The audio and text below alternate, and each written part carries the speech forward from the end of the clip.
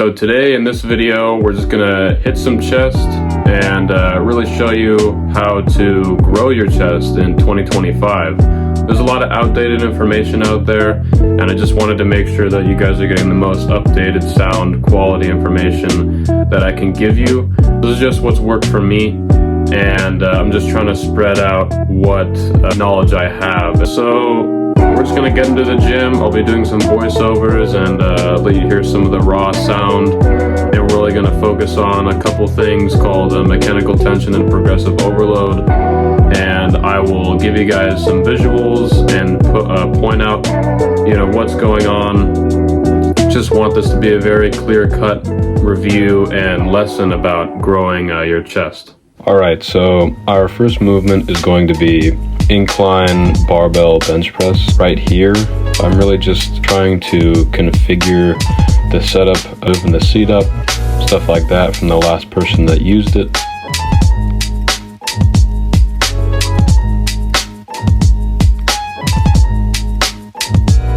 I typically place my hands on the bar with my pinky right on that ring next to the knurling in between the smooth surface and the ring. And right here, just trying to get my chest warmed up, get some blood flowing. And then here we're just gonna add some more weight. Usually I like to go from the barbell to just a plate to warm up for my first two sets. So these are just warm-up sets. They're not like our working sets that we're going to be doing. So when I say low volume and I talk about doing, 2 sets, 5 to 8 to failure, I'm talking about the working sets. I'm not including the warm-up sets. So right here, again, pretty easy. We're only doing about 4 or 5 reps for warm-up because I don't want to wear out my joints. And we're just going to put another plate on each side on the bar. This is my usual working weight, or at least it was. But since I started the cut, I have lost a little bit of strength. So as you'll see here, I get under the bar, I place my fingers down. This is the most important part, and also tucking your shoulders in so you can work your chest efficiently. So here on this set, I only got 3, or I think I failed on the 4th rep. And when I was talking about mechanical tension earlier, so you're gonna see the mechanical tension is right here. So we're struggling to get the bar, struggling, and then we finally got it up. And then here, the mechanical tension, it was too much. I couldn't push against the tension of the bar or the force of the bar on the way down.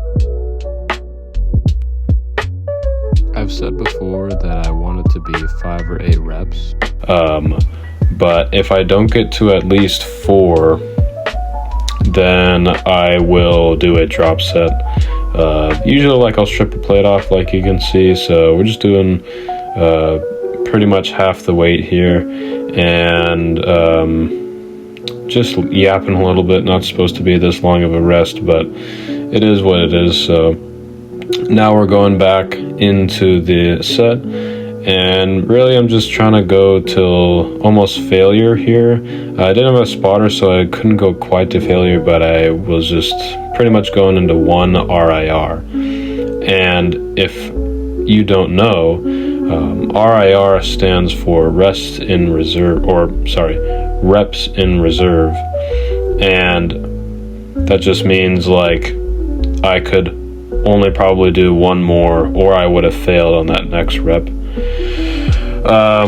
So here we're putting 35 on the bar in addition to the 45 that's already on there on each side. Taking the pump cover off. Not looking pretty sick in this frame, but I will have some pictures and parts of the video for you guys later that just the pump was outrageous today. I'm also taking this new pre-workout that I'll probably tell you guys about, but I don't want to get called out by the company right now, so we'll just see. Anyways, going into the next set, I got my spotter, Jared, someone that I just met at the gym. to help me. Shoulders tucked. You can't see the finger placement, but it's there. And this angle, I really wanted to show the bar path. It shouldn't be directly straight down. It's more like a curve and going towards your body just a tad bit. I also try to have the bar land in between my collarbone and nipple line. So that's the big sweet spot right there. I think of like a pitcher pitching into a strike zone. You try to go into that zone right there, like thinking about two parallel lines. Here I got about 5 to 6 reps, and he had to help me up, which is exactly what we want. So just gonna dap him up here, say like, hey, like, it was nice meeting you, and we continue with the day. So for my next set, I just did the bar and 45 on each side.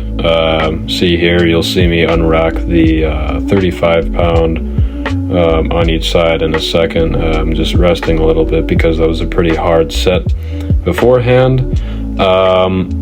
So yeah, we're just gonna get into position. Remember, I'm tucking the elbows back. I'm arching my back a little bit. I'm placing my fingers right here, as you can see. This is like a pre-ritual you should do before every time you press.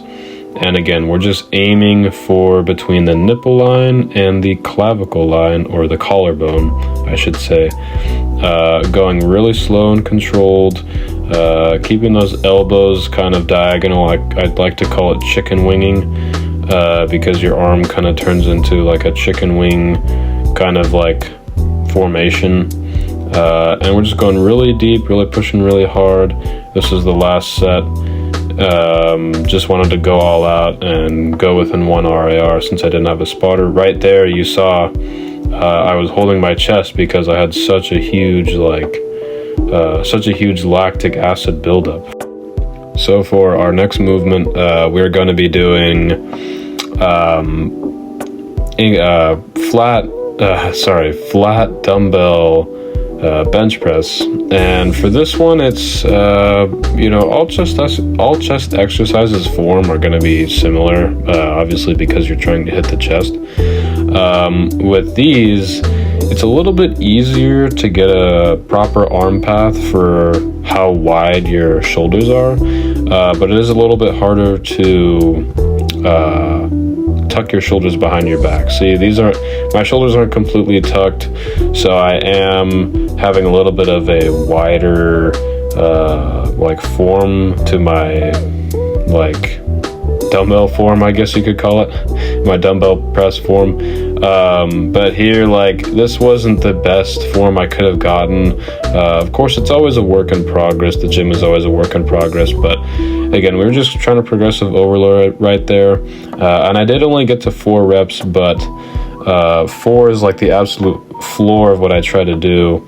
And I think that's just fine by me. I got a bunch of gains doing it, so who can really argue with that? And then I wanted to get another set for you guys, but I actually forgot to hit record on the second set, but trust me, it was just as good and juicy. I just only did 85 instead. I just went down a little bit. So for our next movement, we're going to be doing Peck Tech, and this one is really great because you really get to take advantage of the big stretch that you get with this movement. I usually do this last just because it's not technically a compound movement. It's more of an isolation exercise. So rule of thumb, usually you want to be doing your isolation exercises last. So here I like grabbing the outside of the bar, not on the handles, lower to my hands right there. So here, just, really taking advantage of the big stretch and contraction that we get, especially with this grip that I use. So with this, I like to put the seat down to where I'm bringing my elbows together. I think of a elastic band that's pulling my elbows together on this movement. And so that was our first set of 3. So we'll be resting in between for about 3 minutes, as we do with all our working sets. And I wanted to show you guys this really cool shot. Look at that. That's just 3 years of working hard in the gym, and that's what you guys can get even sooner, maybe, depending on your genetics. So here, just a quick yap session. You know how it is. I'm just kind of a talkative guy, and that's also why I can talk for so long on these voiceovers. It just keeps going and going and going. So yapping here. Good way to fill the 3-minute space instead of just sitting or looking at my phone. It's nice to socialize, you know, or that's, you know, what we try to say. And I'm kind of just talking about movements that I'm doing, and like, it's a chest day, so it's just nice to go over my day. And then we're getting back into the movement. So again, right here, we're gripping the actual like machine pretty much, instead of the handles, just because I saw Jay Cutler doing this one time, and I'm not a big proponent of bro science, but I incorporate a little bit of it just because, you know, it works. It's been tried and true, and it works for a lot of people, so I might as well, you know, take a piece of the pie, I could say, from that. So here again, just focusing on the stretch and contraction.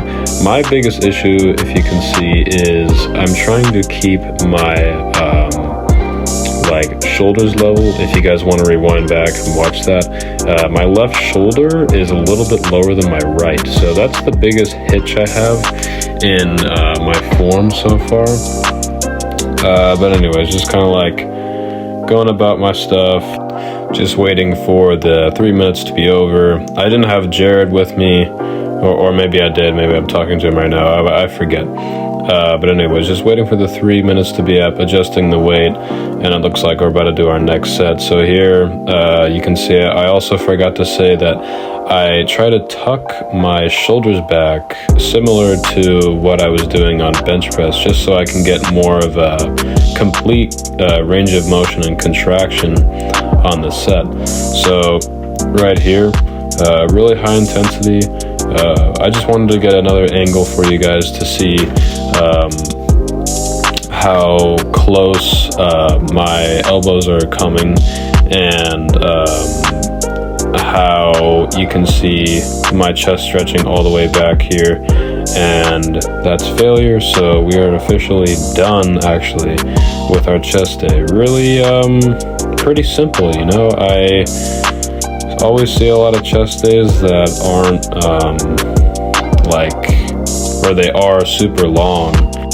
I just don't see the need to have a super volumized chest day when I can get results that look like the ones that you're looking at right now. I mean, yeah, I'm pumped. I look super full. I was trying to get, you know, some like cool, you know, lighting stuff, you know, double bicep right here, even though it was an arm day, and just trying to like show you guys the merchandise, you know, show you guys how to get bigger boobs than your next girlfriend or something. Because like here, like it literally looks like I have melons. Like if I show it again, like after the chest day, like, oh my god, it literally looked like I had literally gotten a prosthetic surgery almost. Like, this is just crazy. So if you guys are looking for a like really solid chest day,